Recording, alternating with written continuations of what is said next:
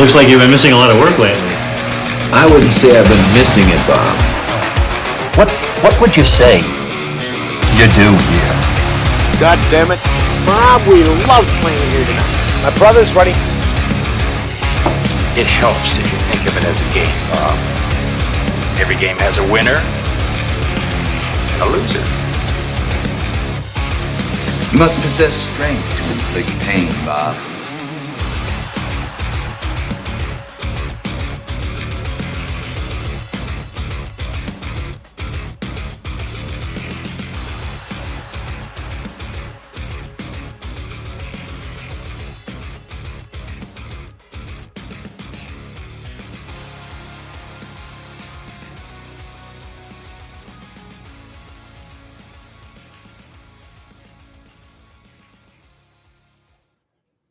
Yo, TwoBobsCast is back with episode 46. Yes, sir. We are A to Z rock and metal podcast.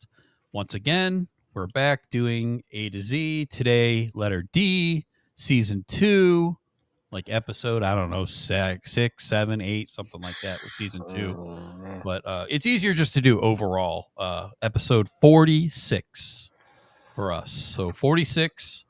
Once again, I'm here with the man, the myth, the legend, maybe the esteemed Mr. H.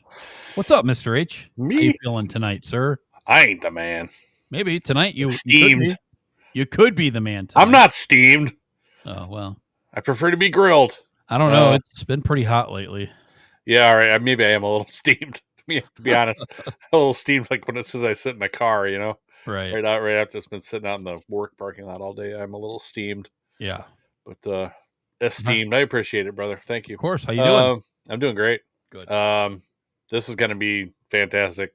I told you right before we started, I wanted to do this podcast yesterday. I don't know why I haven't looked forward to doing a podcast. I mean, they're all fun, right? Sure. I always look forward to doing them, but this one, I couldn't wait to do this podcast. I don't know what got into me, but I know we shared a couple of feelings we had about this band, and we're both kind of blown away. Like, man, This is a band that was super popular before, around my birth.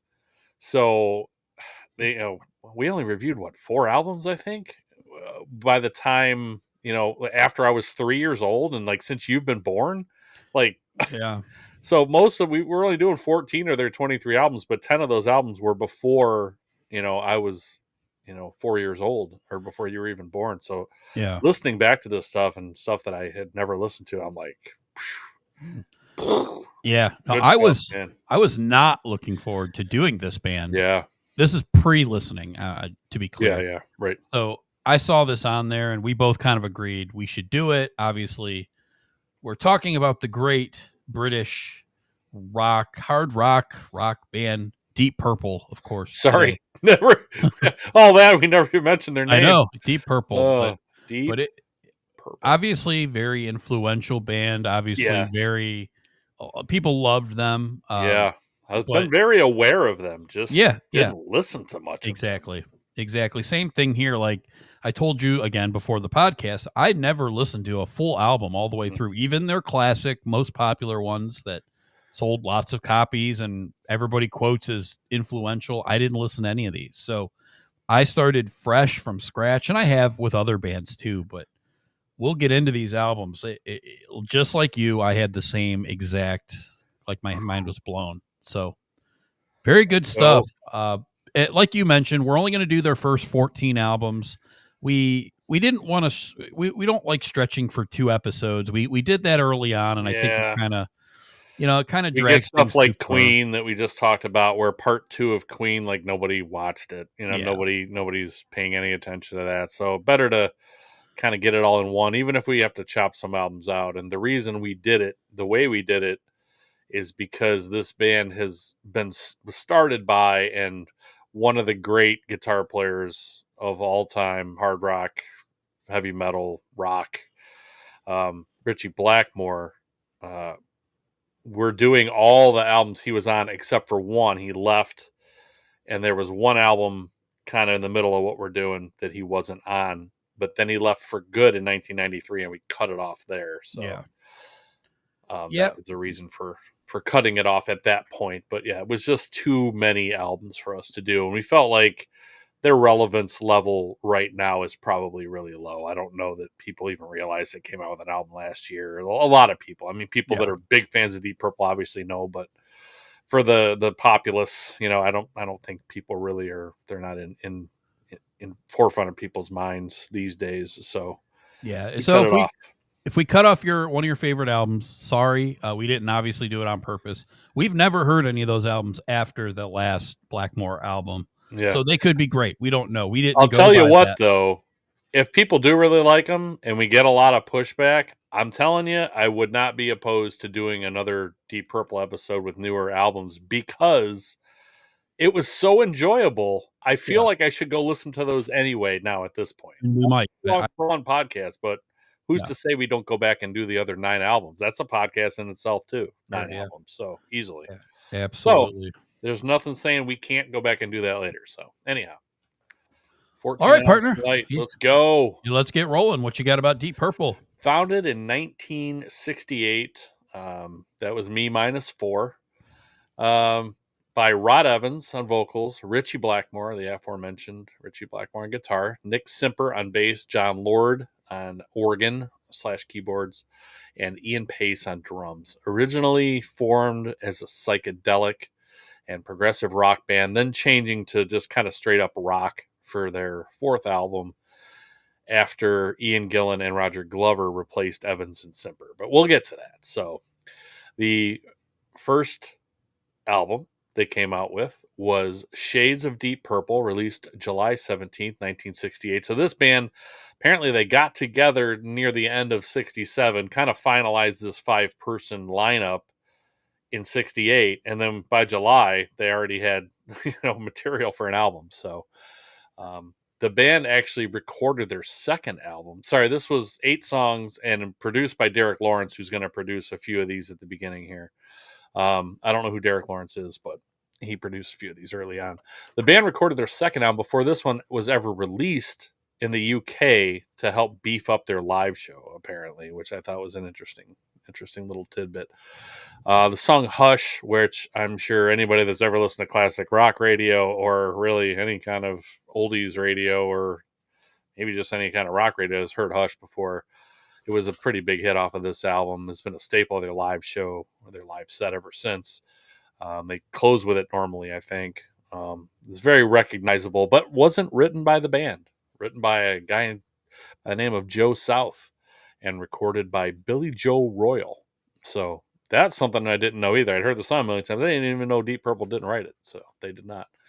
2 other songs were on this album out of 8, not written by Deep Purple. On here, Help by the Beatles, did a cover of the Beatles, and Hey Joe, written by Billy Roberts. Didn't Hendrix do that one too? I'm pretty sure. Yes. I think Hendrix did that as well. So that's a song you would recognize if you heard it too, for the most part, if you ever listened to radio at any point in the last 40 years. But this psychedelic rock thing that they were doing at this point, now I know that's kind of a sign of the times, 1968, but this is definitely not my thing. Right. I've never liked it, no matter who's doing it. Jefferson Airplane, and I know who they are. The Doors, it's just never been my thing. There are elements of it though that I like, that I think helped form stuff that I do like later, and that's kind of a driving beat. And there's an occasional individual instrumental work in there that's sometimes subtle and subdued and not so in your face like kind of it is now, but it's there, and there's definitely some showcasing of instrumentalists in there too that I like. They just kind of ramble on in this psychedelic space for a while, and that sometimes that I like and sometimes don't. I am not a big fan of the organ solos, and there is a lot of them on these first couple albums. But that was the thing then too. It was, nobody else was, it started to get popular and other bands were doing that. So, but you can hear bits of those darkish riffs of what they'd become, like in the song Mandrake Root on this album. You can definitely hear what's to come later.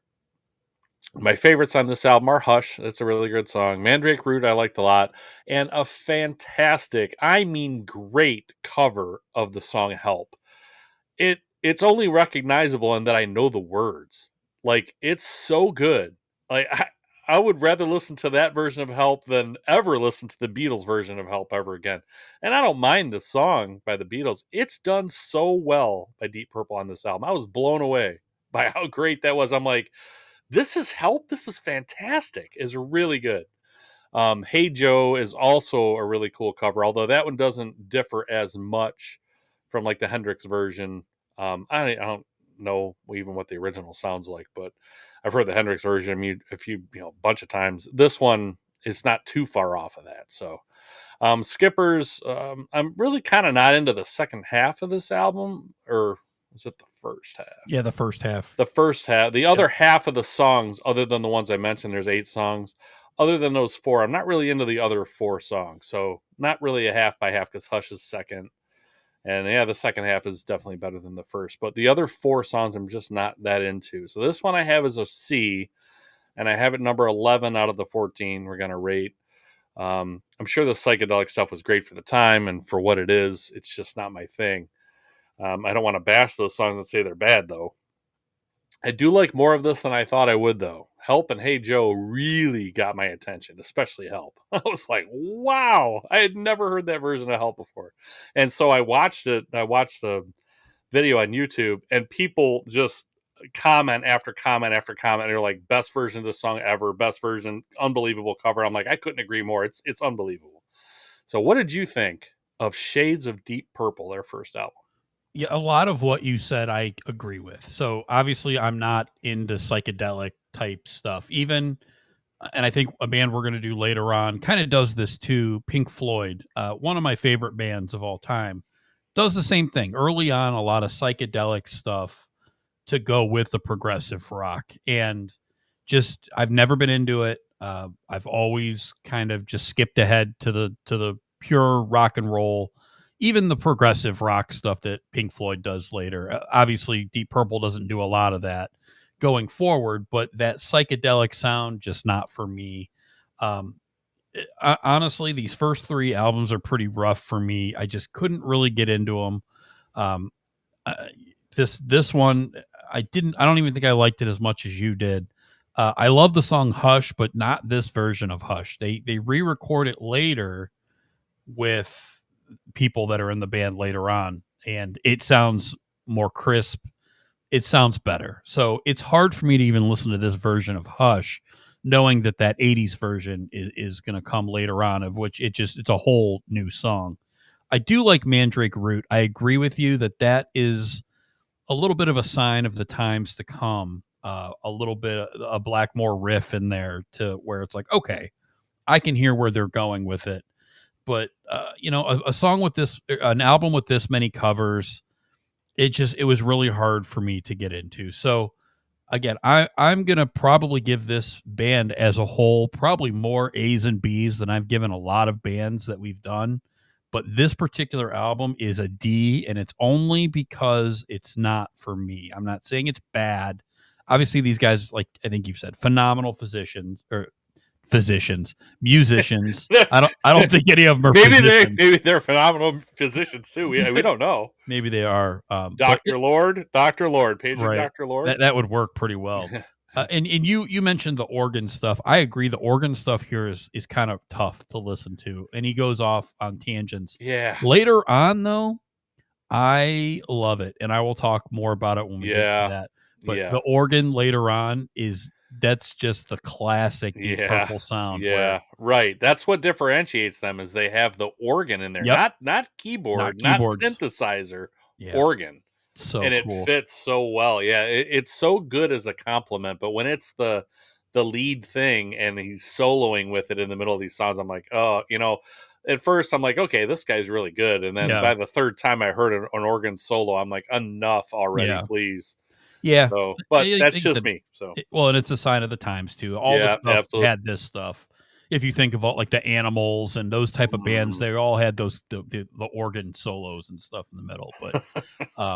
But yeah, so not to give too much of a spoiler here, but I could pretty much do these first 3 albums in any order, and they're going to be 12, 13, 14 for me. I love everything else way more. Yeah, Everything. 11, So, 13, 14 for me. So okay. let's bust them out. We can talk more about the stuff we really like. Yeah, absolutely. So 14. This one's 14 for me, Okay, but this any is the order. bottom. All right, Okay. this is the bottom for you. Yep. 14. Tell me at least you liked Help. Yeah, helps okay. Again, I Man, don't. I just gushed about it. It's Man, all right. God, I'm not a it's so good. Beatles. I'm not a real big Beatles guy. Me neither. That's why I think that's why I like it so much. Maybe, yeah, you're right. It's kind of the anti-Beatles cover. It I get it. is. Yeah, Oh I man. get it. So, all right. So, Book of Taliesin came out in October of the same year. So, 3 months later, as I said, they already had this one in the can. Pretty much when the first one got released, this one was already done.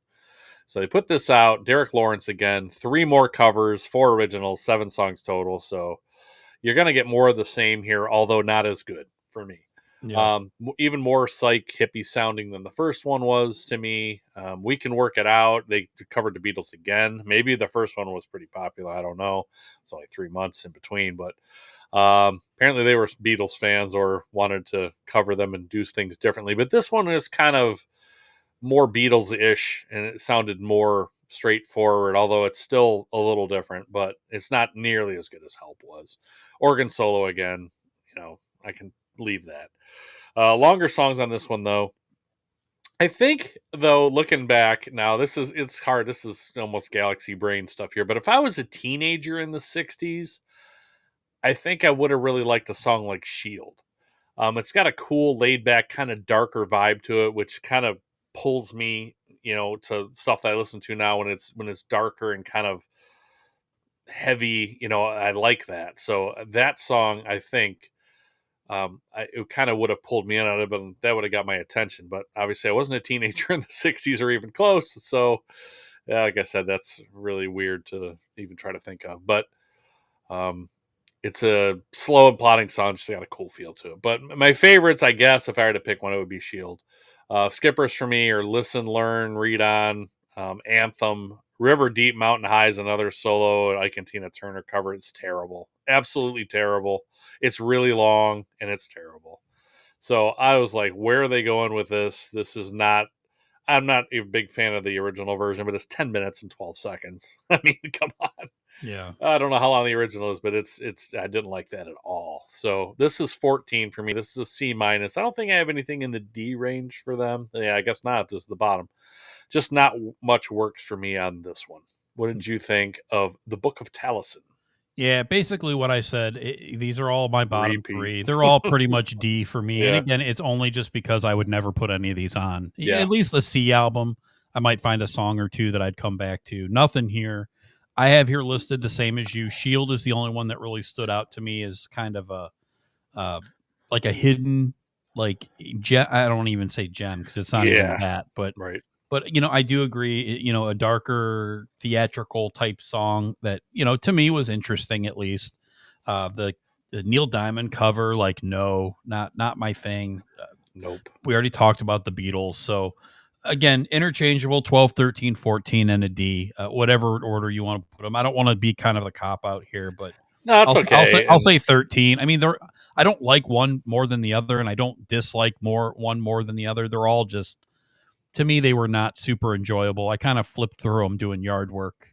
I was like, can I get into something else? I guess maybe I tried to listen for more things in there, pieces, parts that I could find that I liked. But yeah, for generally, I have them ranked the same as you. So especially knowing I have 12 more albums, and I didn't know at this point that most of those were going to be really, really good. Oh, right. Yeah, I had no idea what was in store for me, really, by this point. Exactly. Did you listen to them all in order? I did. Okay.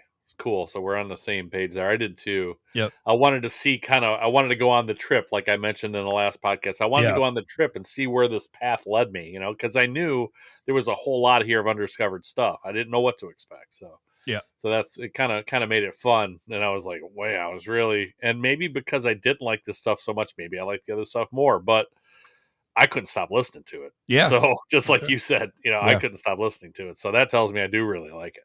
Yeah. So on to Deep Purple, their third album, June 1969, 8 more songs.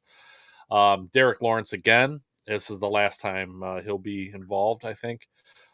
This is said to, I read that this is said to have a harder edge and more guitar, but I struggled to find it, man. I don't know if I needed like Same. a magnifying glass and where's this extra guitar? I can't find it.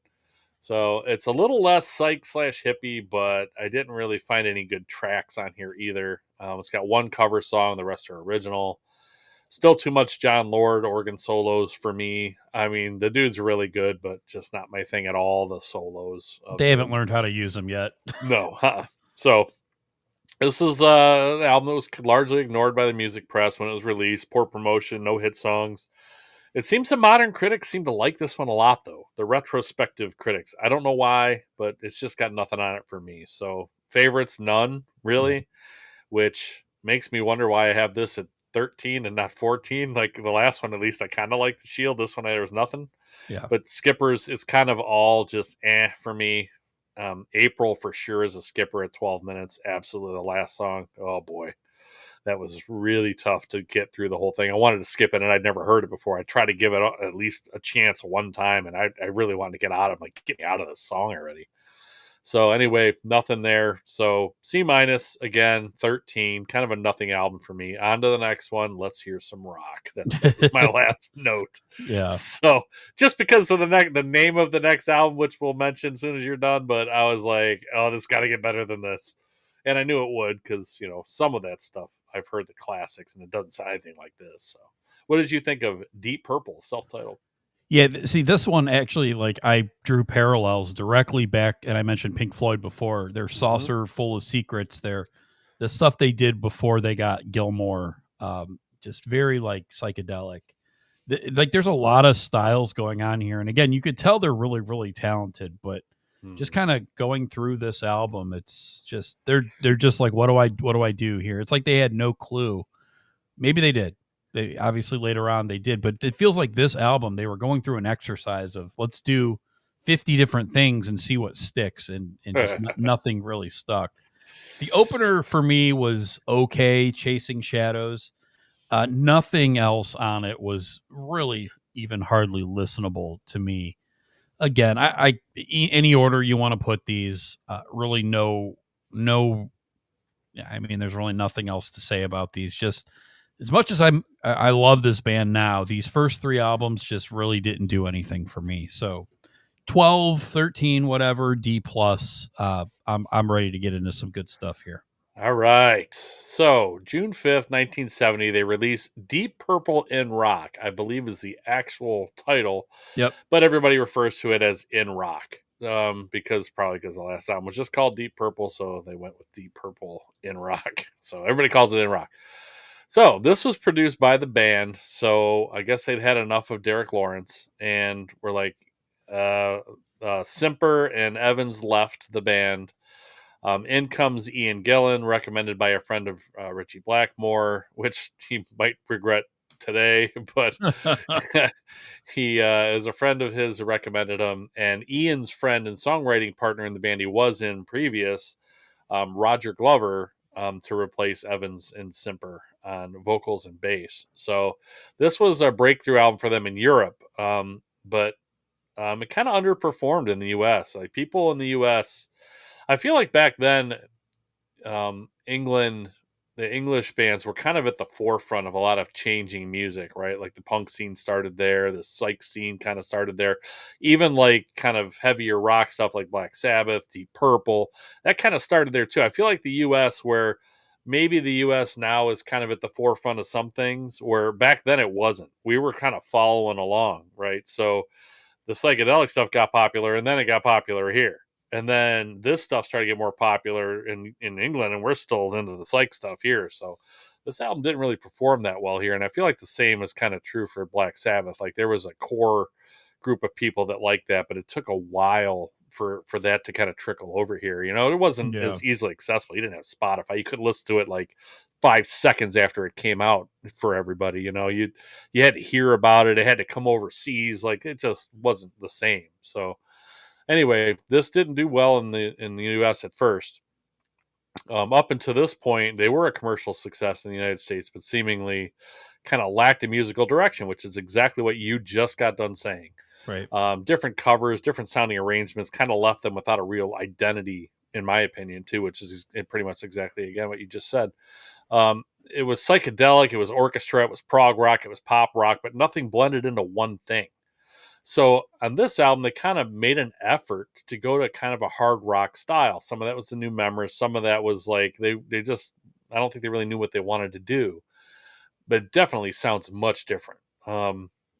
Roger Glover kind of famously, like I read this in 3 different places, that he had to be convinced to join this band. Like, so Ian Gillan said, dude, you got to come and check this out. And he comes in and plays. And then he's like, I don't know, man, these guys, and then he played with them again and was like, okay, like these guys are really talented musicians. And maybe by that point, I'm guessing they started getting into a little more rock edge stuff. And he was like, okay, I'm in. So it took him a minute, but the new lineup, this is kind of interesting too. This not the way to do things, especially, for people that you just put out 3 albums with and we're in a band with. But new lineup recorded in secret and then fired Evans and Simper after their tour, which really pissed them off, which I don't disagree with them. Evans and Simper's last show, get this, was on July 4th. The new lineup with Gillan and Glover debuted 6 days later live on July 10th. Talking about breaking up and terrible, moving on. Man. Ooh. So they were already together as a band, had enough material to play a live show 6 days after the other tour was done, and they fired the other guys. So, ouch. So, at least, like you said, this is where we mentioned it here. This is where I'm going to mention it. At least the organ solos here were with guitar now, playing back and forth, like off of each other. Like it's not just an organ solo. There's guitar in there too. I thought Speed King, the song, was over as it kind of faded way down into the keyboards and guitar, and then kind of came back with this guitar solo, and it came back as a song, and I was like, man, that was really cool. Yeah. So Richie Blackmore is really starting to feel himself here too, and Gillan adds a totally different dynamic vocally to this band. Totally different. So my favorites on here are Bloodsucker, great guitar work. Child in Time, it's a little long, but it's a really, really good song. And it's a song, it's 10 minutes and 20 seconds, but it's really good. And it's a song that I think they still play live, the last time that they toured. Like it's definitely a favorite of a lot of people. And I can see why. It's just a great song. Living Wreck, I liked more great guitar work, and this song would fit perfectly on Perfect Strangers, which came out 14 years later. The song would fit right in on that album. I couldn't believe it. So I'm like, cool stuff, man. Skippers, none at all. This is all caps much better than what they were putting out. The new members and focus and musical directions just made a huge difference with this band. This is a B+. This is all the way up to number 3 for me. I like this album a lot. What did you think of In Rock, brother? Rock, let's go. We have arrived with some classic rock music, man. Blackmore kills it. He, like you said, he found himself, and he never has to find himself again.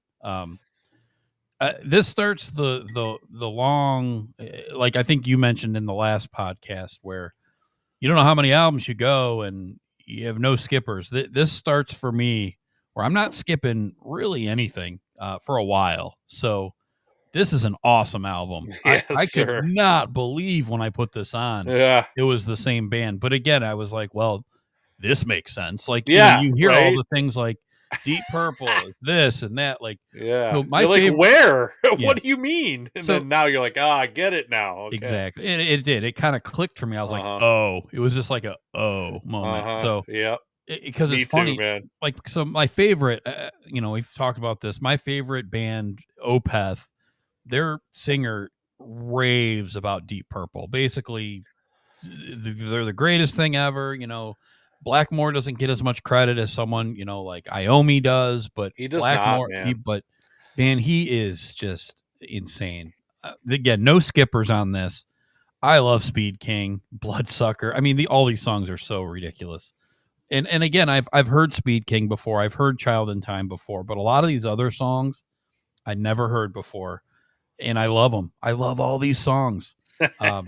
This is a phenomenal album. Just this gets the ball rolling on this band, and just the heights. It just, you never really see it coming.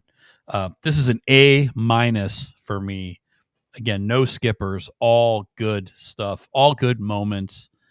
I would again, if it wasn't setting the bar high coming up, like it was hard to letter grade these. But this is an A- for me. I have it exactly where you have it, number 3. Just I couldn't believe it after the yeah, first 3 albums that I had this at number 3. yeah, Unbelievable. same. I'm right along with you. So yeah, I love it. I'd just say "Hard Loving Man" as the closer too I thought was a really really good song with really good keyboard and guitar in it as well. Awesome album. All right. So now I couldn't wait to move on from that. Yeah, Well, couldn't wait because I was like, guys, got to be more great stuff on the way, right? Not that I couldn't wait because it was bad, but right. so on to Fireball, July 1971. 7 songs again produced by the band. Richie Blackmore said he wasn't happy with this album and that he felt it was kind of thrown together in the studio due to managerial pressure. The band even canceled some live shows to focus on writing because they were struggling to come up with ideas. Ian Gillan said that he liked it because it felt inventive and kind of the beginning of expressive possibilities, the places that they could go on here. So this is, difference in opinion between Blackmore and Gillan, which won't be the last time. So Right. John Lord says it wanders and goes places they weren't expecting to go, but he said he likes a few of the songs too. So there's kind of mixed feelings about this, even amongst band members. Lord says that I already mentioned that many big artists like Yngwie, Lars Ulrich, King Diamond, others found this album to be very influential on their pursuit of music and career. Some of them heard this album, and Lars in particular, his dad took him to see Deep Purple on this tour, and then he went out and got this album. And I think he was 11 at the time or 12 when his dad took him to see this. So his dad just passed away, I think, recently. So R.I.P. Papa Ulrich. But this was very influential. Blackmore and Gillan's relationship started to deteriorate due to Blackmore kind of victory lapping for the change in sound, resulting in their kind of newfound popularity, especially in the States. So I guess that was a kind of a bone of contention there. But there's still more stuff to come with these guys together. So they don't always have to get along to put out great music. So my favorites here are Fireball, just a great song. Strange Kind of Woman. I like Fools when it's not kind of instrumental. It just feels way too long to me. It's 8:21. It's not as long as some others. It just feels like a long song to me, but I do like it.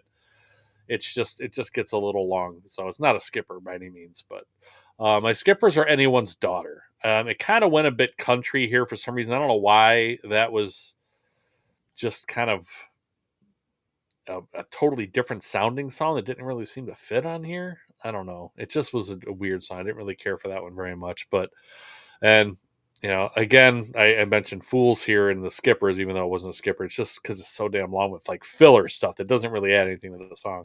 So I have this as a B-. I have this kind of right in the middle at number 8. I don't like it, nearly as much as in Rock, but it's still pretty good in total, other than Daughter is the only Anyone's Daughter. I just didn't care for that one. So what did you think of Fireball?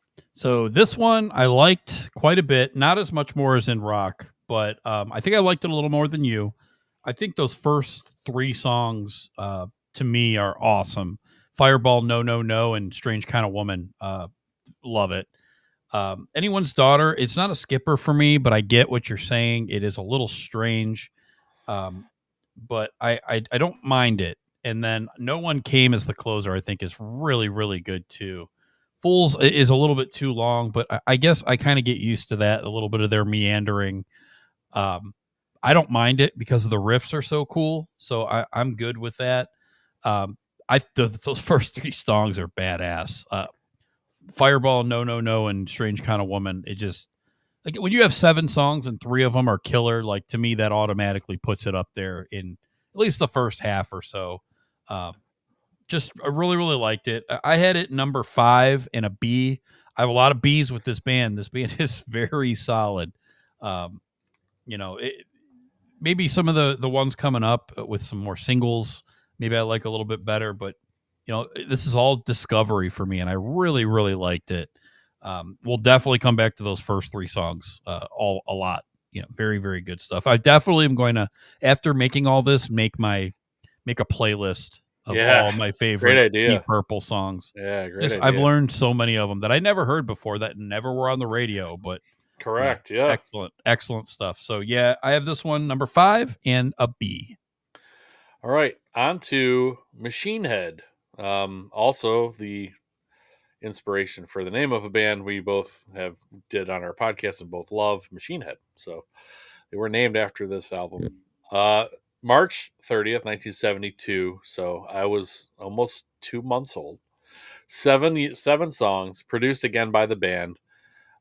This time, unlike the last album, the band dedicated time to properly write and record instead of doing it while trying to tour at the same time. They were writing and kind of recording things on the back of buses and that kind of stuff. But this one, they actually said, okay, we're going to go in the studio. We're going to sit down. We're going to write some songs. We're going to get it all recorded. This is their most successful album and considered one of the greatest and most influential rock/hard rock albums of all time. Like it's the stuff on this one is the stuff of legends, I guess you could say. This is a legendary album. It's originally was supposed to be recorded. They booked the Montreux Casino, but right before they were beginning to start recording, because this casino was closed in the wintertime, so they could set up a whole recording studio in there. They had a lot of space, and they could just take all the time they wanted. Because the whole winter it was closed, so and they knew the owner, and so but right before they were supposed to start recording, like days before, I think the Friday before, they had their last show at the casino, and it was a Frank Zappa concert. So, but a fan brought a flare gun into the show, fired a flare gun into the ceiling, and the casino burnt to the ground. So they had to change places to record, and then the whole experience, especially the fire, led to writing the song Smoke on the Water. And if you listen to the lyrics, it talks a lot about the casino, talks about how the smoke and flames came down the mountain where this casino was at the base of and kind of went over this lake that was there. So that was the and to quote Ian Gillan, the casino was blazing and the wind was coming down off the mountains and taking the smoke and flames across the lake. So there you go, Smoke on the Water.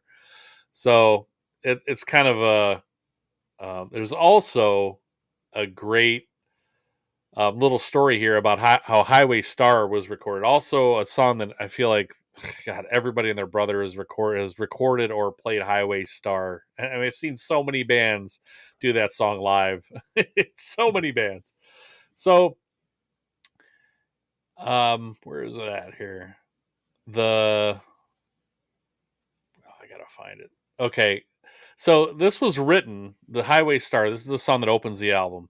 This was written while the group were on a bus traveling to an opening UK tour date in Portsmouth on September 13th, 1971. The cool thing is the band's management arranged for them to travel with a group of music journalists.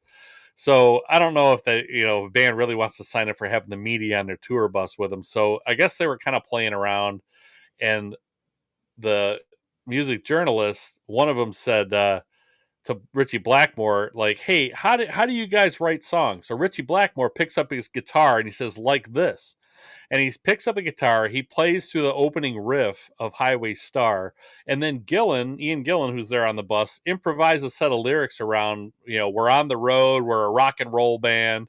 And then the rest of the band kind of completed the arrangement during rehearsals, and it was added to the show on the evening of the gig that they were going to. So they recorded this song the same day that this journalist asked how they write songs, that Richie goes like this, and then they just wrote a song and it became Highway Star. Like, that might be one of the coolest stories of how a song came about I've ever heard in my life. They recorded it that day, or completed the arrangement and played it that night. It's unbelievable. So Blackmore said he based his guitar solo on this song around a figure that he learned from Johnny Burnett, and kind of liked its resemblance to Johann Sebastian Bach. So talk about feeling yourself, like this guy's comparing his solo to Bach. Right. But anyway, like, unbelievable story about writing just a classic song. I didn't want to put that all in my notes. I had to just read it off the site because what a great story. And that, along with the Smoke on the Water, which I never knew that's where that song came from. I've heard the song a million times, but I never knew why it was written. I just thought it was something that they came up with in their head, but it's actually something that actually happened. It was what a cool story. I always love those on how songs came about and how bands write material. This was actually supposed to be a double album too, with the recorded material, the 7 songs, and then the other half of the whole double album being a live gig at the casino once they were done recording, which obviously never happened because it was burned to the ground. So my favorites on here are Highway Star, Smoke on the Water. It's got one of the best like intros ever with the different instruments coming in, and my favorite is the bass when it comes in. It's like, you got the organ going and the drummer has started and you got Richie playing guitar, and then you just hear this boom, boom, boom, boom, boom, boom. It's so good. Oh man. So I just love that song. I always have. Space Truckin' I love too. Those are the 3 real classics on here. Those are my favorites, but this whole album is fantastic. There's no skippers on here. This is a for me. This is number 1. This is all-time classic album. Again, there's other really good songs on here. Lazy. Let's see. Pictures of Home. Like, it's just Never Before. That one I liked a lot. So yeah, I didn't want to just name them all. So, but my favorites are those 3. So this is number 1 for me. What did you think of Machine Head? Yeah, this is a classic album. This goes up there with all the greats that we've talked about. Whichever ones that we've put. When we're talking about a rock album, like there's nothing wrong with this. There's not a moment on here that's just not classic. I love it's Highway not a wasted Star. note. Right? No, there's really not. Highway Star to me it's got the two solos where you mentioned before where Lord and Blackmore are playing off each other. Mm-hmm. Oh my God, it is so good. Like this is the classic Deep Purple sound to me is the riff, the vocals from Gillan, and then you got the guitar solo along with the organ going and with the bass in the background usually being solid. Again, the mix is awesome. This is a classic album. There's not a moment that's bad. There's not a moment that isn't great. This is greatness. This is probably, if I had to put it's got to be in the top 20, 30 albums of all time. It's an A plus for me. Yeah. There's nothing wrong with this. This is what you look for in a band for a perfect album. Like, is there any moment that you want to turn it off? No. Is there any skippable songs? No. Is there anything in here that isn't great? No. It's an A plus, 1 to 7. Every song is phenomenal. Every moment's good. Everything you can sing along to. It's good. It's got great everything. Number 1, easy number 1, one of the easiest number 1s I've had. It's just greatness in an album. And it's 7 songs and it's 37 minutes, which is I know. Perfect. I know. Oh my God. Man. Perfect. And Lazy being the long song, it doesn't feel 7 minutes because it's good. Yeah. So good. So again, number 1, A plus. This is a phenomenal classic album. Greatness. All right.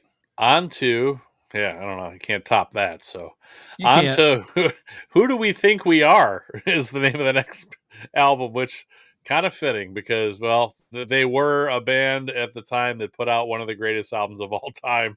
That's Who You Are. So, but who do they think they are? January 12th, 1973.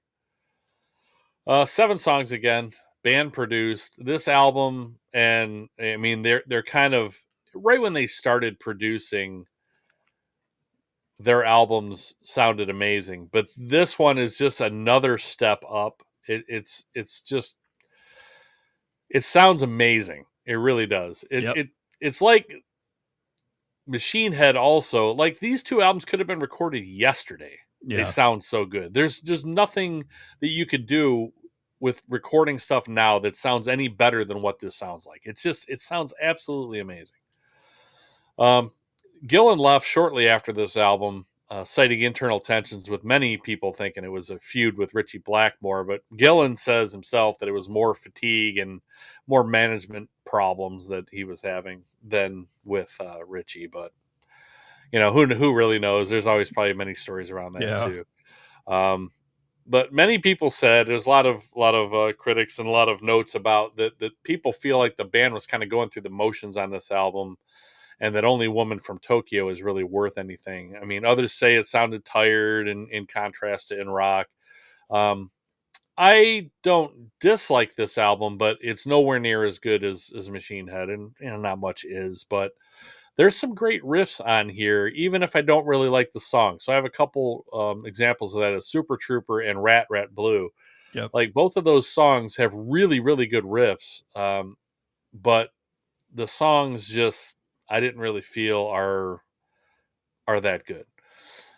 That I I wouldn't say that I'd skip them, obviously, but I don't really particularly like them. So my favorites on here were "Woman from Tokyo," and I liked "Mary Long" a lot, which is a song I'd never heard before, but I did like that one.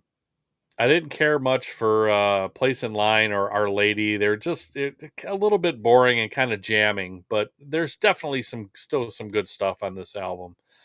So I have this as a B minus. I have this at number 7. It's just it's a little bit of boring stuff, especially because it's at the end of the album too. But it's just this album's really short. It's still pretty decent. It's only 34 minutes, so it's even shorter than Machine Head is. I just didn't like it nearly as much, and maybe I docked it a little bit because Machine Head is so good that Mm-hmm. maybe this one coming after it's just never going to live up to that. But I just ended up, when I ranked all these out, I just like some other ones more than I like this one. So, but it's definitely not bad. So I have it in the B range still at number 7. What did you think of? Who do we think we are? Who do Yeah, I think I am rating as B minus number 7? I don't know, but I have it ranked exactly the same place as you. So I guess who do I think I am as well? Yeah. Who do you think you are? I do think this hurts its placement because of where it is before and what it is after. I think are Oh, two phenomenal albums. didn't even And mention what comes after. You're right. yes, but that hurts it Yeah. for sure. But ultimately, I agree with you. The songs just don't feel as epic. They don't feel as, I don't know. Maybe that's the perfect way to say it. Is it feels almost like they're not all in, or it kind of almost feel checked out a little bit. But I can definitely sense that from listening to this. The songs just aren't as good. Woman from Tokyo is phenomenal. I love Super Trooper. I think that's a great song. I think those are the only two singles released off the album. Everything else just it kind of doesn't. It kind of Right. lacks the heart that everything on the last album did. It just kind of feels like it's okay. Like I wouldn't skip any of these albums. I wouldn't skip Place in Line or Our Lady, but noticeably listening to them, you can tell it's just lacking something, like the umph, like the heart that they have. They needed something to change, and obviously changes were on the way. Um, I just think you can feel with a band like this when they're not afraid to make changes if something's not going right. And I feel like this was that moment where, again, it's not bad. They don't make bad music anymore now that they're kind of locked into this rock pocket they are in. But I'm with you. There's a lot of better albums that they end up doing. Number 7 for me, this one, and also in the B range. Again, lots of B ranged albums because Yeah. they're all Same here. pretty. At Yeah. least the riffs are good. Richie kills it basically on every album, whether Yeah. it's a full thought of a song or not. There's still great things in all these songs. So, who do we think we are? Is number 7 and a B. All right, so on to the next album, February 15, 1974, 8 songs, Burn. Band produced again, another incredibly produced and incredible sounding album. I couldn't get over how great these albums sound. Like, not only are the songs way better than I ever thought, and like really, really kind of got to me. Like I couldn't believe how great they sound too. So just I can't say that enough. I'll shut up about that now. Both Coverdale and Hughes, Glenn Hughes and David Coverdale sang lead vocals except for one song. These two guys came in and replaced Ian Gillan and Roger Glover, who both left. So Glenn Hughes plays bass and he sings really well too. And a young David Coverdale who had never, of Whitesnake fame, nobody had heard from by that point. I think he was 23 at this point. Nobody had really heard of this guy. But they trade off and kind of both sing lead vocals on every song. Sometimes they trade off, sometimes they sing together. Really cool thing that I guess I really was never aware of. I thought that one always sang in one song and one would sing. I didn't realize they both sang on multiple songs, almost all the songs, until I listened to it. I'm like, okay. Um, except for I said one, Mistreated, which is just David Coverdale. Blackmore is just shredding on Burn, just blistering. And this is 1974, man. Nobody was playing guitar like that, Yeah. Nobody. So just shredding, just a great song. And David Coverdale sounds amazing. Yeah. Just absolutely amazing. Like Hughes is good too, don't get me wrong. And Hughes kind of has more of an Ian Gillan kind of sound to him. Ian Gillan is kind of more of a, he can really sing, but he's kind of way off at the edges sometimes, But Hughes is more kind of in there, right? He doesn't really stray off like to the very edges of what he can do with his voice, but he does sound more like Ian Gillan. But damn, David Coverdale just takes it to the next level. I mean, I knew that Ian Gillan, he laid the groundwork for this band, but Coverdale takes it to another level. I wish this was all Coverdale, honestly, because it's that good. Sail Away, it sounds so good, just in general. It's just top of their game stuff. Everything about it, the slide guitar outro, just what a song! What a song that is. Oh, I've listened to that song probably 8 times in the last week. Like, I love that song. And Burn, too. Oh, man. So, what's going on here? The song kind of sounds like a Bad Company track. Coverdale shines again, though. I could listen to David Coverdale sing anything at this point. Like, he sounds just incredibly good on here. His, like, raspiness, and the man can just really sing. My favorites on here are Burn, Might Just Take Your Life, which is kind of more the Glenn Hughes than it is David Coverdale. But that's a really good song. Sail Away is outstanding. And Mistreated, it's a little long and slow, but worth it to hear David Coverdale just tear stuff up, man. He sounds so good on there. You Fool No One is kind of an ass song, and the A200 was the only real skipper. Like, You Fool No One I didn't love, but A200 is kind of a worthless instrumental to me at the end of this album. Like, it's only 351, but it's just kind of worthless. It goes nowhere. It doesn't really add anything to this album. This is 8 songs instead of 7. I kind of wish they would have just kept this at 7 like the other ones and just dropped that one off. It would actually maybe bump this up one more spot for me if that wasn't on it, but it is on it. So my rating here, I have this as a B plus ish. This is number 4. Just an upgraded vocals for me, and pretty much the same great riffs and other instrumental work as before. It doesn't have the blow you away hit singles on it, like Smoke on the Water, Highway Star, even Woman from Tokyo. But there's really lots of high quality stuff here that I didn't even know that they even existed. This is one that I might never have heard in its entirety, and that I can remember, but I was blown away by the quality of the songs, the quality of the recording. It's just brings it that last one brings it down from an A range, but this is still number 4 for me, and just blew me away how great this. I couldn't believe they're putting stuff like this out that I had just never heard of. I don't think I'd ever heard a song off of this album ever until I listened to it. Just really, really good stuff. What did you think of Burn? Yeah, star in the making with Coverdale, huh? No, oh my god! Like, is it any shock that this was his beginnings and then became a megastar with Whitesnake? I mean, it's funny that I kept hearing, like, for my whole life that former Deep Purple singer David Coverdale, and I just never listened to any of the music, and I don't know why. Like, I'm a huge fan of his voice. Yeah, I just never listened to any of the music, and now that I did, I'm like, I could have been listening to this for the last 20 years. Like, this is fantastic. Yeah, just crazy. Yeah, no, just what was I doing? Yeah, phenomenal. Like, so I've never seen Deep Purple in concert before. Me neither, and I never will probably. So yeah, probably never will. The one thing I did get was I did see Glenn Hughes' band open for Alter Bridge. Me and our buddy Brian went. California something. I can't remember. He was just here 2 months ago at the Winchester, Glenn Hughes, and he played all Deep Purple stuff. Yeah, see, so, I only got one. I got Burn, which was so cool. The funny thing is, California. I can't remember the name of that band. California something. California Brood or Breed. California Breed, something like that. Okay. his guitarist in that band actually ended up being Ozzy's guitarist, the guy that helps him now do all the stuff. I can't remember his name. We Yeah, talked I know who you're about it, talking about. Yeah, but the guy that that actually produced the album that's most yes, recently. Yeah, that guy. yes. So the band was phenomenal, but playing. I mean, I remember when they started the the riff at the beginning. Me and Brian looked at each other like, yes, like we didn't really know what to expect.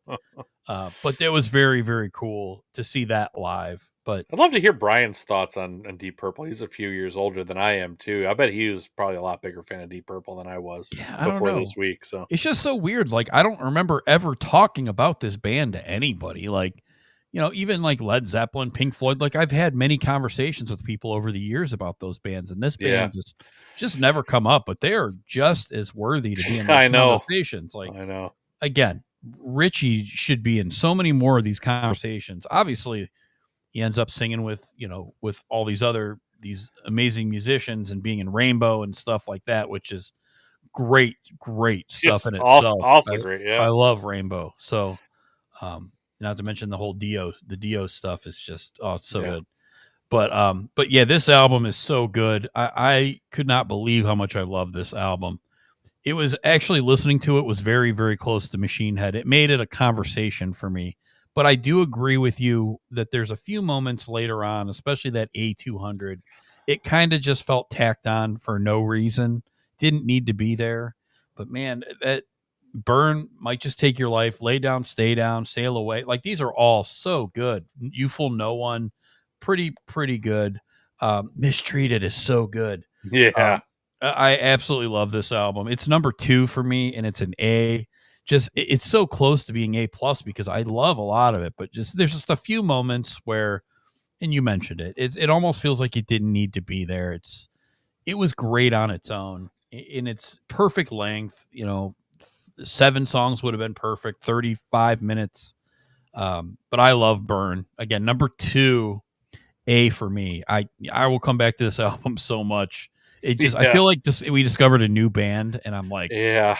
I just can't wait to like pick and choose what I want my greatest hits and just have a playlist going in the background. So I love Yep. Burn. I'm a big Burn fan. Big fan of Burn. All right, so on to also, sorry, in 1974. So that was February. Now we move to November 8th, 1974. Stormbringer, 9 songs here.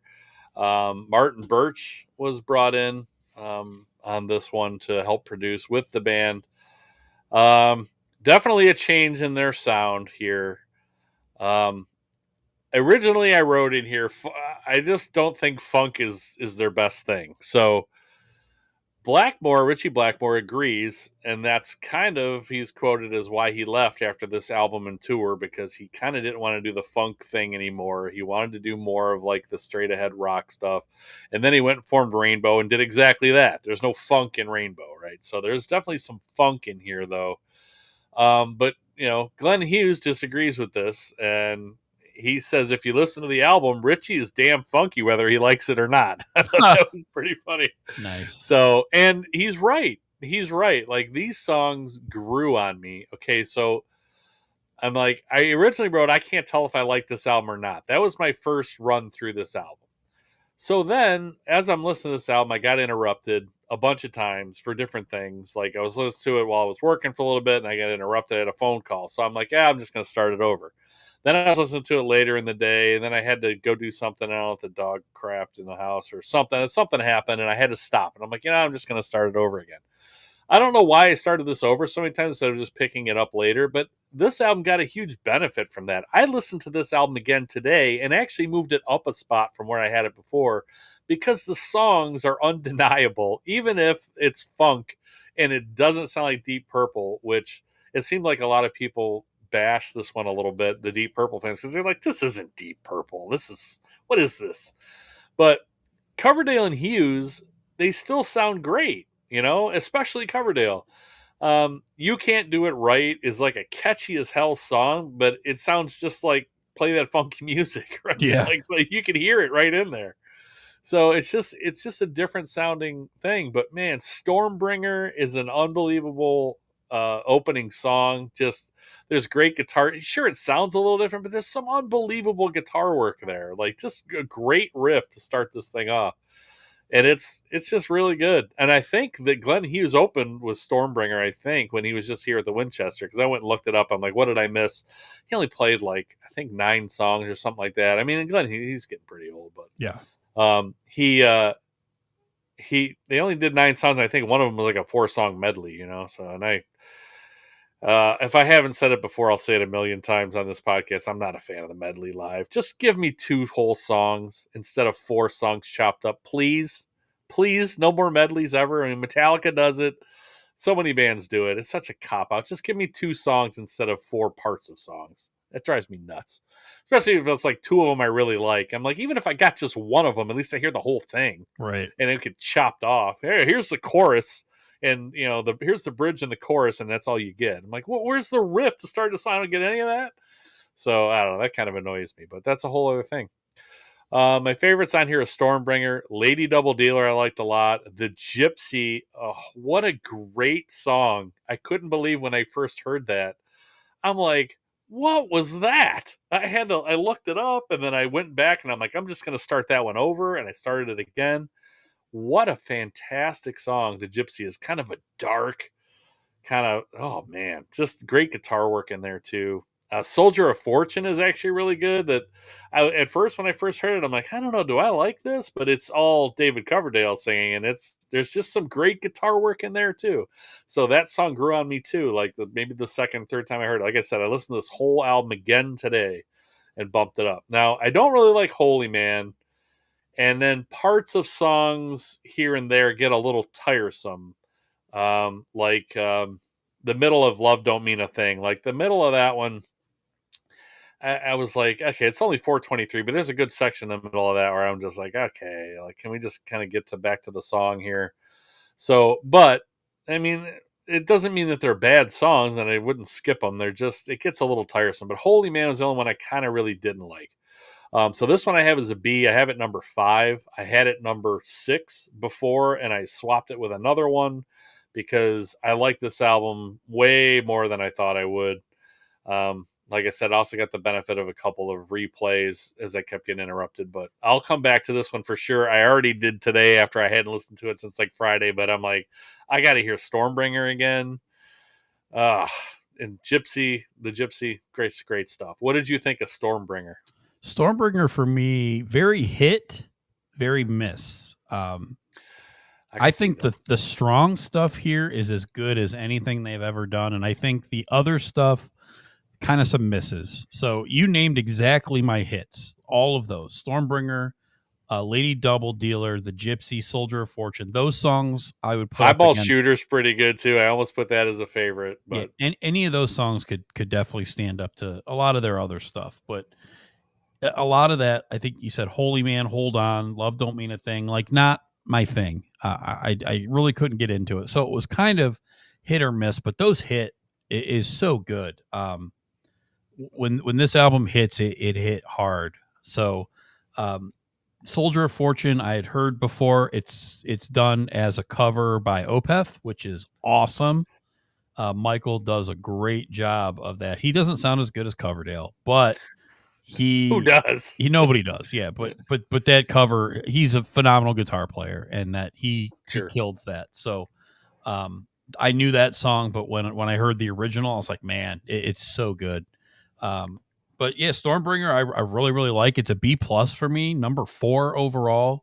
Those songs are just that when they hit, it's like those are the 4 that are going on my playlist for Deep Purple. Just phenomenal stuff.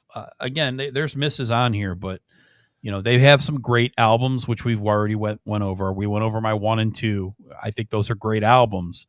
This isn't necessarily a great album, but it has great moments that really rise it above a lot of their other stuff. So huge fan. I definitely like it at number 4 as a B+. All right. On to November 7th, 1975. As I mentioned, Richie left for this one album. The band broke up after this album too, but Richie left before they recorded this album. Everybody else is the same, I believe. Come Taste the Band. 9 songs. This is again the band and Deep Purple and Martin Birch. The production on this one, for some reason, sounds like crap. It's not nearly as crisp and was kind of muddy. I had to turn the volume up on my headphones after listening to the greatness of the last bunch of albums altogether. I'm like, what's the deal with the sound on this one? I don't know why it sounded worse, but this is the only album with Tommy Bolin on guitar. He was kind of dubbed as the next great American guitar player at this time. They brought him in. Unfortunately, Tommy Bolin had some problems, so he replaced Richie Blackmore, who went on to form Rainbow with Ronnie James Dio, as we mentioned.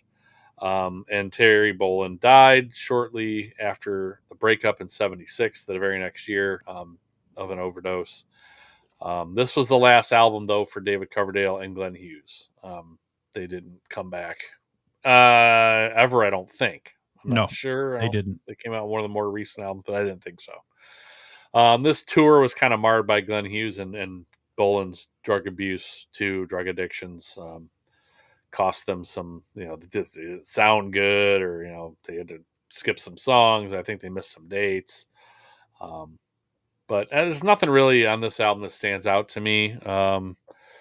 It's all okay, but this is still down in the C range for me. I just couldn't get into this one. A lot of people really like this album, reading after I did all my reviews and everything. Some people really like this one. I don't know why. For me, it's just kind of there. Just kind of nothing is highlighted member wise or really stands out. And part of that's poor production, so it kind of sucks, but it is what it is.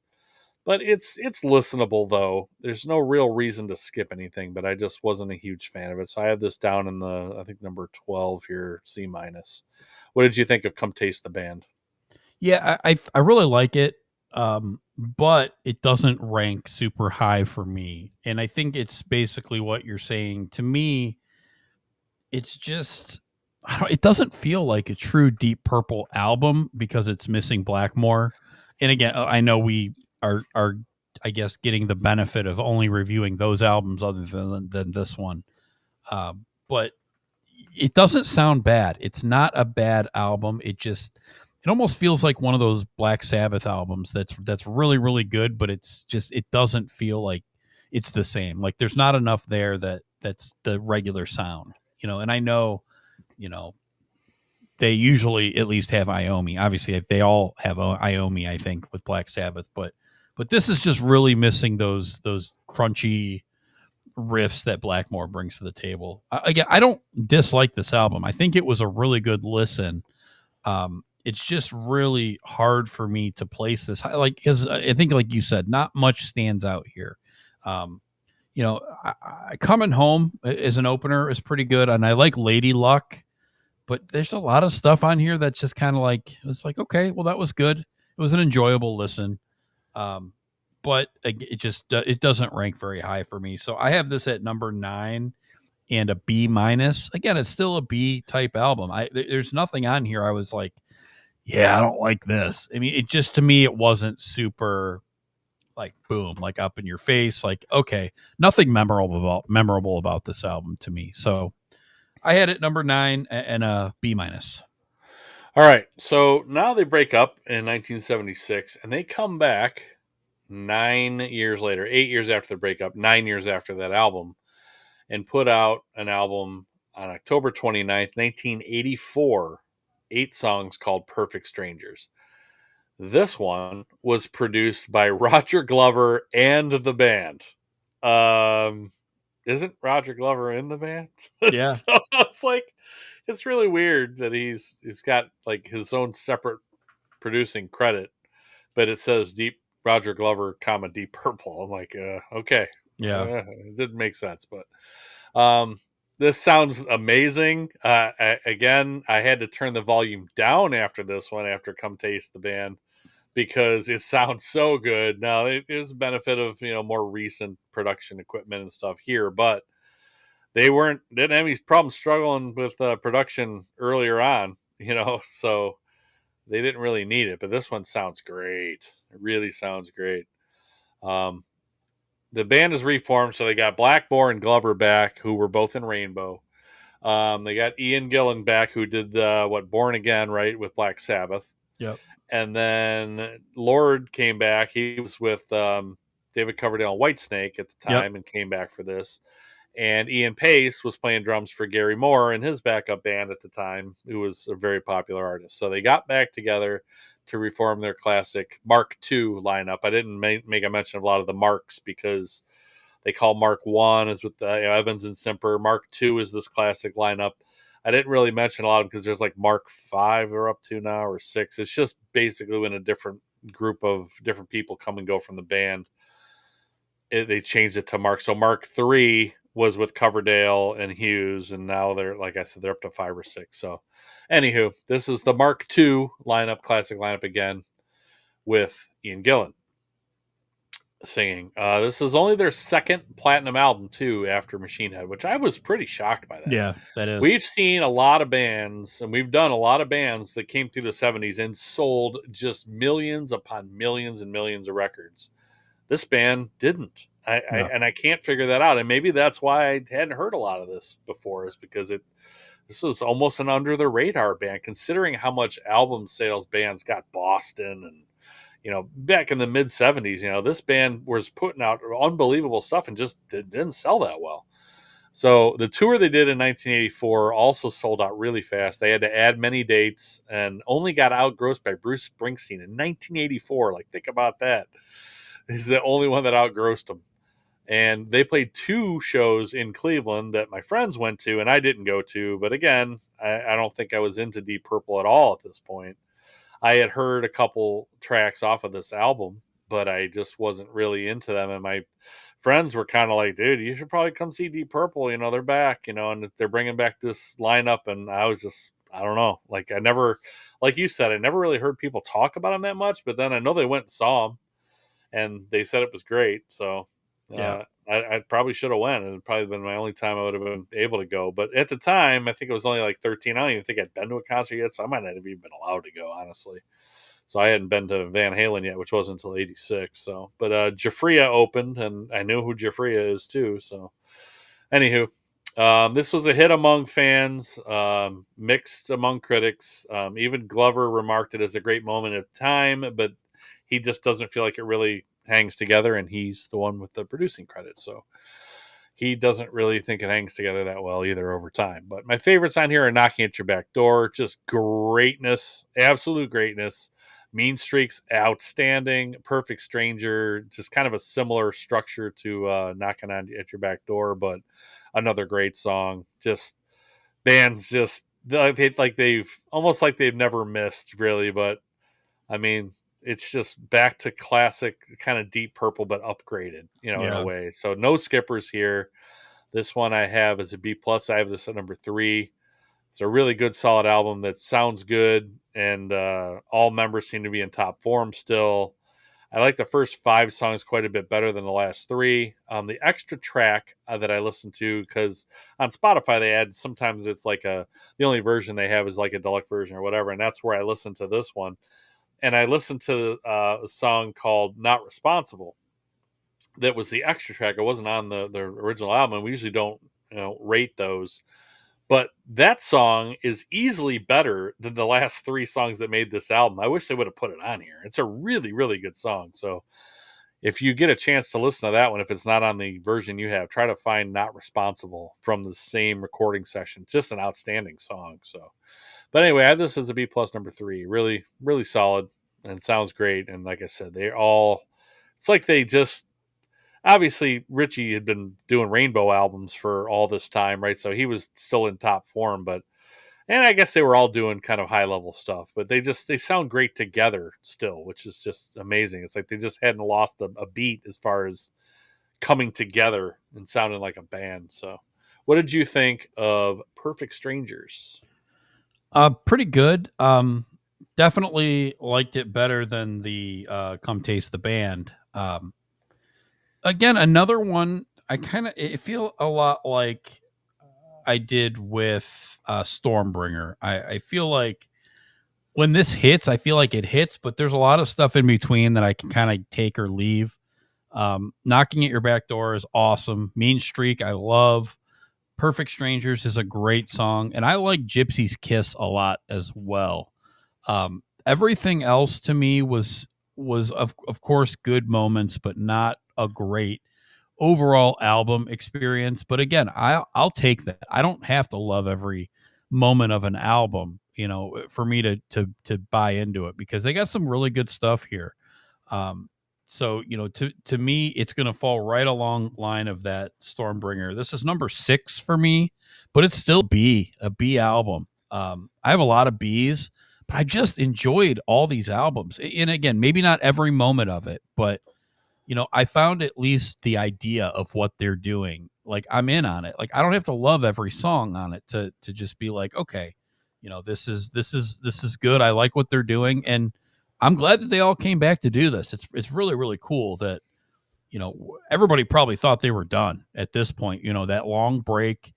Uh, you know, Blackmore did probably like six or seven Rainbow albums in here, and I'm sure, I know they weren't as popular because I think Dio left after the first couple. Yep. And then they had a few hits, I think. I remember like Since You've Been Gone later on with a different singer, but I think they were kind of winding down. So I feel like this kind of revitalized all their careers, Blackmore, specifically. So I'm glad they got back together. This is a good album. This is a really, really good album.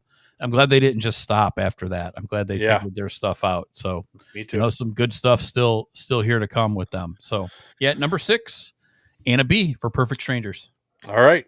On to January 12th, 1987. We have House of Blue Light, 10 songs.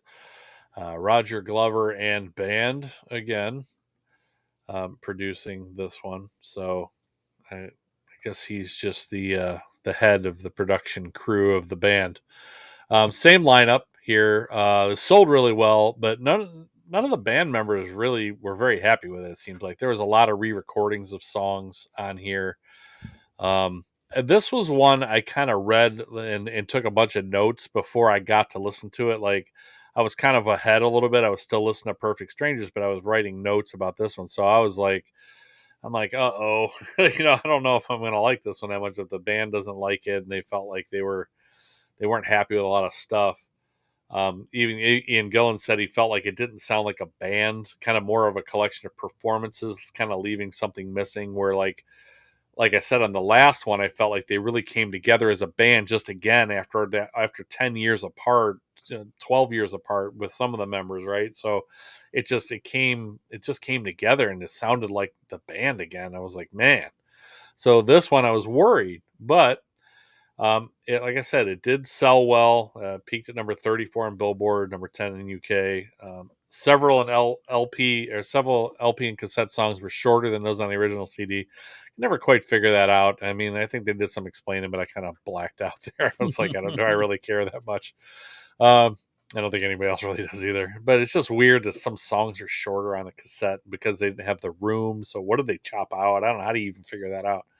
But this one definitely decidedly has more of a mid-'80s feel to it than a Deep Purple feel, if that makes sense. The last album, it was kind of updated, but it still sounded a lot like Deep Purple. Yeah. This one, it had some Deep Purple moments, but it actually sounded more like an 80s kind of rock album. Strangers kind of being the exception. That one did kind of sound like Deep Purple, but it's more 80s rock with a little Deep Purple in it, if that makes sense. That's kind of what I tried to sum it up as in a note here. My favorites are Bad Attitude. It's a great song. It's just it's another bit of a recreation of Knocking at Your Back Door and Perfect Strangers, but it's a great song, and it's funny because I heard it on the radio on classic vinyl, I think, on Sirius. Like 2 days before I listened to this album, and I was like, wait, I know this song. This is Deep Purple? I'm like, oh my God, I remember this song. And then sure enough, like a couple days later, I heard it, I listened to it. I'm like, yep, there it is. So I really like that song a lot. It's really catchy. Good rock song. I liked Unwritten Law. I like the different feel and the instrumentation on that one. It's also a catchy song, but it was kind of a little more like kind of up tempo, like kind of more frantic, but it kind of really was different, but it sounded cool. I like Dead or Alive a lot too. This is a rainbow-ish song, kind of sounds like Spotlight Kid. There's actually one on this album, I think one on the next album that both kind of remind me of Spotlight Kid, which is a really, really good rainbow song I like a lot. So I like this album, more than I thought, considering it's kind of departing from the Deep Purple feel and sound. But it's really good for what it is. Surprisingly, I had no skippers on this one. So I have this as a solid B, and I have this at number 6. What did you think of House of Blue Light? Yeah, I didn't like this one as much. Okay. I felt this was pretty top heavy, and I think maybe that hurts it. At least with some of these other ones that I've looked at, at least the good songs were kind of mixed around. It kind of made it a better listening experience, at least to know, okay, this one is okay. Oh, this one's really good. Okay, this one's okay. Like this one, all the bangers to me are up front. Bad Attitude, Unwritten Law, Call of the Wild, I think are my 3 favorite songs um, on there. Black and White is okay, but not. I don't like much of anything. You did mention Dead or Alive. That one's pretty Yeah. good. Yeah. But like Hard Lovin' Woman, the Spanish Archer, like Strange Ways, like those kind of miss for me. I kind of feel like this album just kind of meanders at the end, whole back half of it. So again, not my favorite listen of this. This is kind of when it was slowing down for me with their stuff. Again, good moments, but to me, it doesn't live up to these other. The good stuff isn't as great as the previous albums, and the misses are. I'm just kind of like I could really leave more than take. House of Blue Light for me, number 10, but still a C plus. It's still pretty good. I'm still not really skipping that much. It's not super interesting to me. Like there was a few moments like Strange Ways, like 8 minutes of stuff where I was kind of like, all right, I'm ready. I'm ready to move on to something else. But it's really actually pretty good. So even though this is number 10, I don't dislike it. It's not. It's a higher 10 than most other bands that we do. That's to be completely honest. I like it. I just like 9 records more than this. So House of Blue Light, number 10 and a C plus for me. Okay. So on 3 more years, October 22nd, 1990, 9 songs. This one produced just by Roger Glover, not the band, just Roger Thanks, Glover. Raj. Thanks, Raj.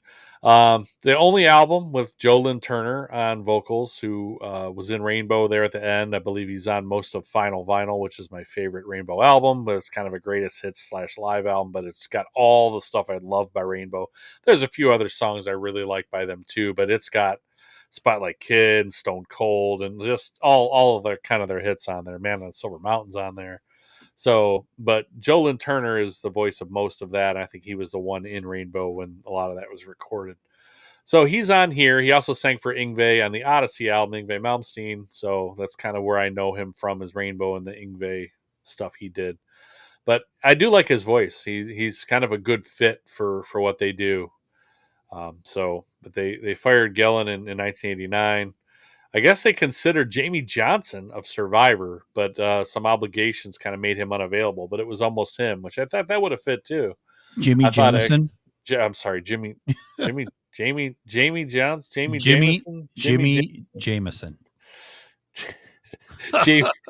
Johnson Jameson. I think I called Tommy Bolin Terry Bolin in there once too. So Maybe I'm just messing everybody's name up today. You'd think, man, does he even like this band? Yeah. Well, kind of before this week, I can't really say I did that much. So anyway, yeah, Jimmy Jameson. Yeah, I get that right. I love some Survivor, so we can't be messing up his name. Oof. The dude can really sing for sure. Yep.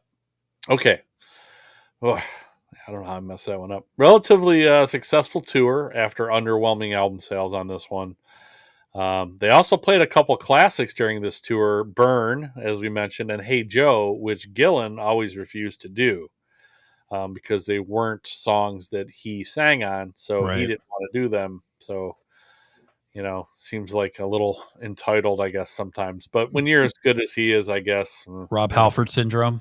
Yeah, so right? There's that too. Joe Lynn Turner was still a member in 92 when writing started for the next album, but I guess management pressure forced them to kind of go back to Ian Gillan because it was going to be their 20th anniversary tour and all that. So, and I don't think that made Richie very happy either. But I should have put that note in the next album. I don't know why it's in here, but it's mostly 80s rock here. Now they're kind of losing even more of the Deep Purple kind of sound here. But I kind of compared this to this. Some of the songs remind me of a Don Henley or Kenny Loggins sort of sense to them. That's kind of the rock music that I would compare some of this to. Again, not bad. Good for what it is. There's some great guitar again by Richie on here. The guy's just a machine. Slow Down Sister was left off, I guess, but it's better. I don't know why, but it's better than almost every song on this album. It was a bonus track that, again, was kind of left over on Spotify that I listened to, and it was on the 2012 remastered version of this album. But Slow Down Sister, really good song, but it's not on the album, so it doesn't reflect in my rankings. My favorites are King of Dreams and Fortune Teller are the only two on here that I really liked. Again, nothing that I would skip. It's all kind of okay to different levels. I have this as a B minus, number 9, kind of down where you had the last album. Again, it's 80s kind of radio rock and not much classic Deep Purple left in there, but it does have its moments and it's all pretty listenable to me. This is one I can put on the background and just I wouldn't think, someone turn this garbage off. Like it's not that bad. So, what did you think of Slaves and Masters? Yeah, I liked it more than I thought I would. I heard a lot of bad things about this record. And I kind of went into it thinking it was going to be pretty terrible. It really felt to me like it's a very good mix of Rainbow and Deep Purple. Like it's a good mixture, and a lot of it's probably Joe Lynn Turner, but I just feel like maybe Richie went a little bit more in that direction of what he was doing with Rainbow, but kind of merged it with the keyboard and stuff of the Lord and things like that. It's really pretty good stuff. Like it was a good, enjoyable listen to me. And just from what I was hearing, like everybody kind of shuns this album. I looked at some rankings and a lot of people had it in the 20s, like really, wow. really bad. And I don't see it. No. I think there's some really good moments on this album. King of Dreams is really good. I had it on shuffle and Love Conquers All came out. I was like, man, this is pretty good stuff. Like there's some good songs in here. Fire in the Basement, pretty good too. Overall, I mean, it's not a great album. I think though it stands up pretty well. Listening to it now, it's a little cheesy. It's a little 80s, but it's good. I like it. So to me, this is number 8 in a solid B. It's, I enjoyed it. I enjoyed it much more than I thought I would, seeing other people kind of tear it down. I guess, a lot of people put up that it's not Deep Purple. I mean, yeah, it's definitely not what they did, even with like Coverdale and Hughes. It's not like that anymore, but they merged their sound, and I think they did a pretty good job of making it enjoyable to me. So I liked it. Slaves and Masters to me is a solid record. Like I said, number 8 in a solid B for me. I liked it. All right. So you had it at 8, I had it at 9. We weren't really far off. So right. Yeah, I liked it more than I thought too, for never have really heard it before. There's nothing on there that I don't think I'd ever heard a single track off there. It's not like there was a hit on there like Bad Attitude I had heard off of the previous one, House of Blue Light. But on this one, there was nothing I don't think I've ever heard off of there. But it was pretty decent. Okay, on to the last album we're going to review. This is I put July question mark because it looked like it came out like July 9th, July 19th, July 26th, like I don't know, July something, 1993. 10 songs. Roger Glover, and he got some help from a guy named Tom Panunzio, which I don't know who that is. But he got some production help. The production, although maybe got, kind of brought down by Tom Panunzio because it's kind of low. I had to turn this one up again a bit. But Joe Lynn Turner was replaced initially by Mike DeMeo, but at the insistence of other members and the management and record company, Gillan was brought back again. So much to Richie's chagrin, I'm sure, because this was it for him. I think he had enough. This is kind of where it blew up. Blackmore allegedly became infuriated with Gillan's rewrite and songs that others had sung. As I said, they had already written and recorded some stuff, by other singers, Mike DeMeo and Jolyn Turner, and these guys had already sung on these songs, and he just wanted Gillan to redo them, and he didn't want to. He wanted to rewrite them. But Blackmore believed the songs were more melodic previously. I agree with him 1,000%, and I'll get to that in a minute. Jolyn Turner later remarked that Blackmore referred to the album as "The Cattle Grazes On," which I thought was great. Oh man, the battle rages on, the cattle grazes on. Richie Blackmore's riffs here, like, this is a shame. This is an actual shame. His riffs on this album are fantastic, and they start most of the songs on this album better than what they even recently has done on the last 3 albums. There are some ridiculous riffs at the beginning of these songs. I can hear exactly what he's saying about Gillan's reworks. There's great riffs followed by verses that don't at all fit the riff he just laid down. Yeah. Like Time to Kill is like a totally different song once the lyrics start. A completely different song. And there's parts of songs on here where you can't even hear if Richie's even playing. It's kind of like the organ and Gillan's playing, but it doesn't sound anything like that ridiculous, smoking riff that Richie just laid down to begin the song. Like, and it's nowhere to be found in the rest of the song. Like, I totally get what he's saying. You can hear it plain as day. So he finally left for good on November 17, 1993, mid-tour. Richie did. I don't know exactly what happened. I couldn't really find anything, and I had spent a lot of time on Deep Purple already, but he left in the middle of the tour. They brought in Joe Satriani to finish the tour, which I can't even imagine a Deep Purple with a Joe Satriani. Like, he's got his own like tone and his own playing style. Like, I'm sure he did Richie's stuff justice, but I can't even imagine what Deep Purple must sound like with Joe Satriani. So, and I don't know that I want to. And Joe Satriani is a fantastic guitar player. I just don't know that I even really want to hear that, to be honest. So, my favorites on this one are The Battle Rages On. Again, great guitar riff, almost metal. Just great stuff. Anya, it's about as close to classic Deep Purple as anything on the last 3 albums. But it's just the one song. But it sounds like classic Deep Purple. And then A Twist in the Tail, it has a Rainbow kind of Spotlight Kid vibe again. If you've heard Spotlight Kid, this song is another one that's really in that vein and kind of sounds real similar.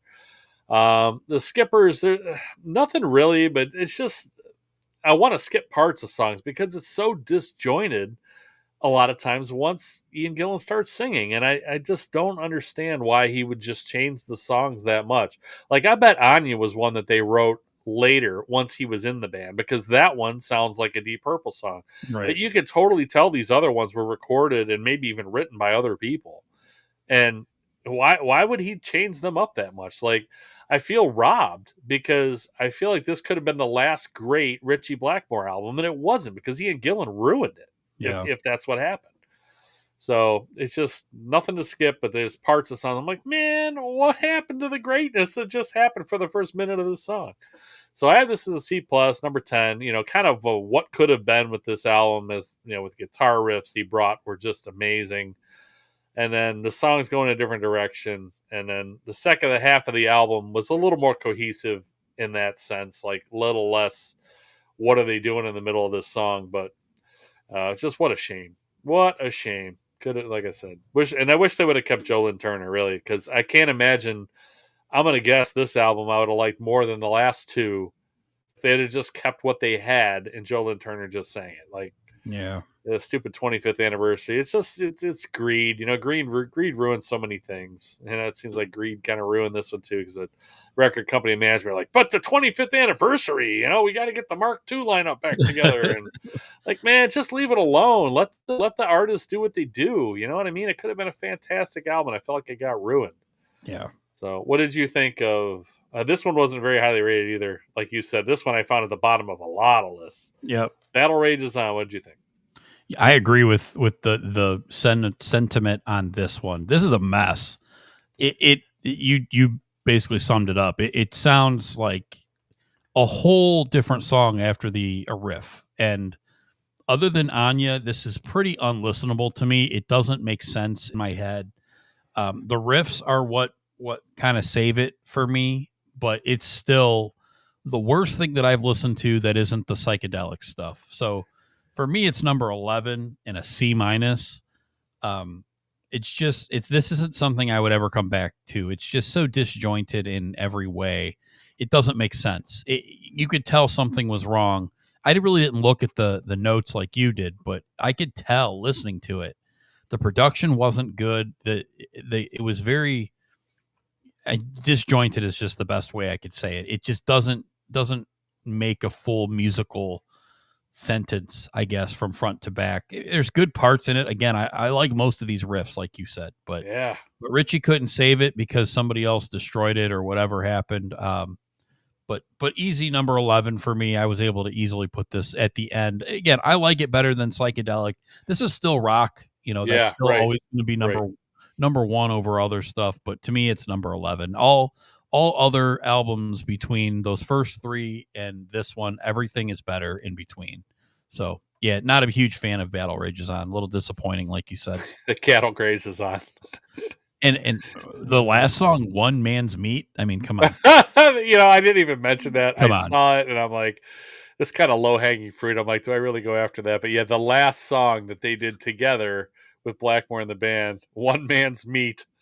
All right. Yeah, I hope that wasn't the last one they recorded too. But yeah, man, what a shame. I think I can go back and listen to like the first minute of most of these songs and be really super entertained. Yeah.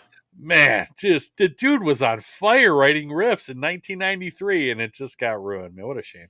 All right, so overall, I'll start with the bottom of the barrel here. Number 14 for me, Book of Taliesin. Number 13, Deep Purple. Number 12, Come Taste the Band. Number 11, Shades of Deep Purple.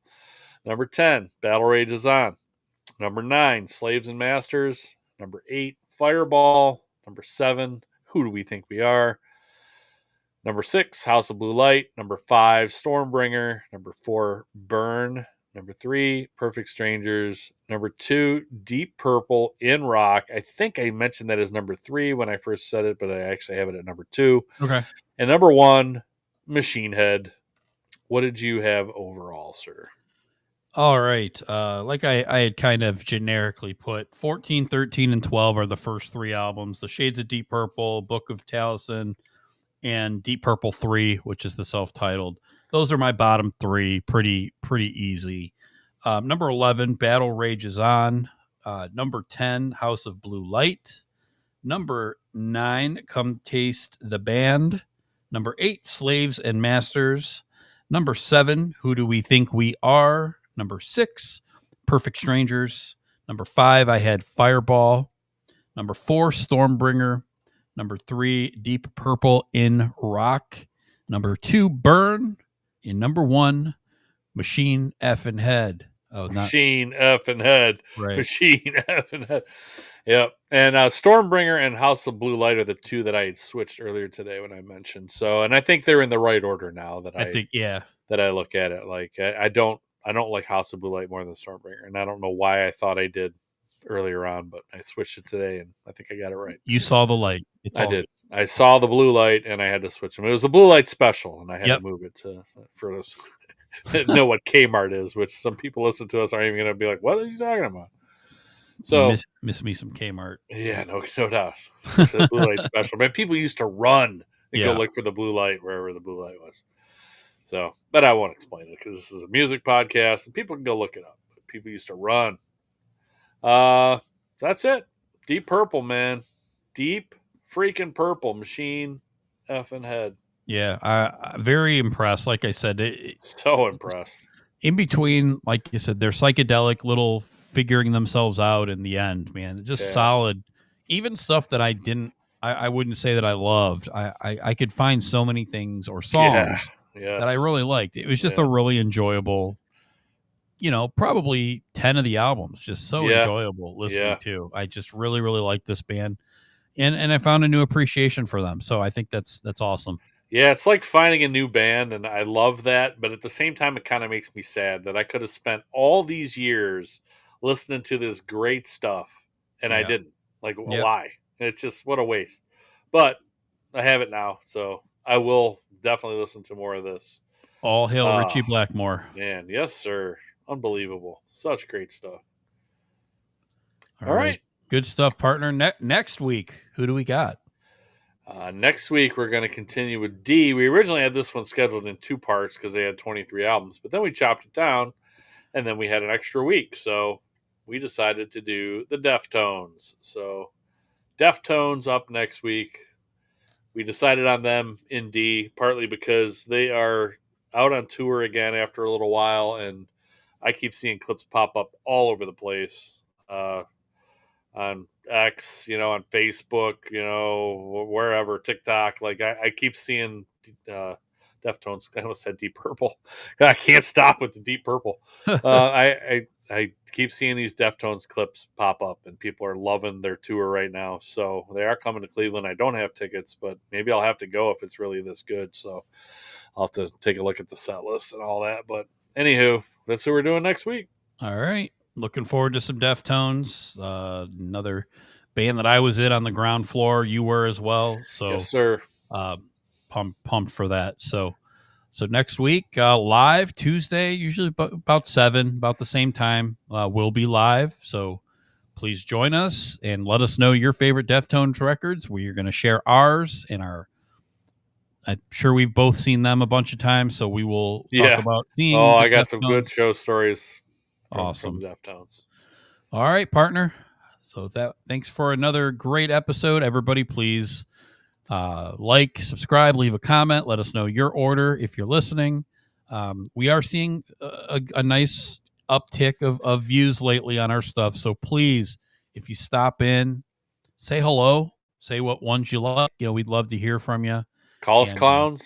Yeah, we do have clown tendencies. So yeah, you don't have to. It doesn't have to be positive. So even if you disagree, that's great too. It's it's music. Everybody's got their own opinion. So I found out today the band I really dislike, who we'll talk a little bit about next week, has 36 million monthly listeners, which is more than almost everybody we've done, and I couldn't believe who it was. But it's a little tease for next week.